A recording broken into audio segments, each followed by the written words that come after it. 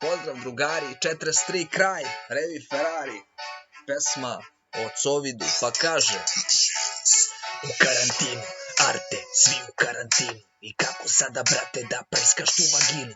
Kako da je ljubiš kada bljuje Covida? Koji uzme Arte da ti pluća pokida?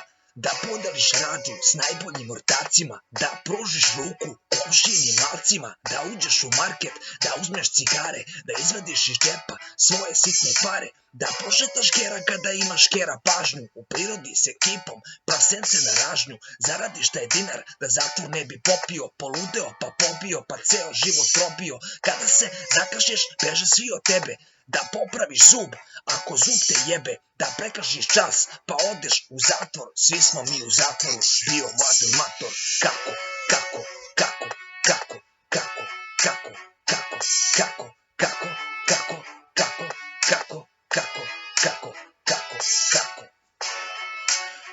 To bi bilo to, nisam imao više inspiraciju za tekst.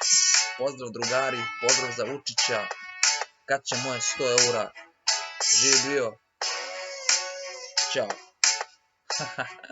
16:20, veliki pozdrav, izdržite drugari, u borbi protiv Covida, volim vas, ljubi sve, Revi Ferrari, ćao.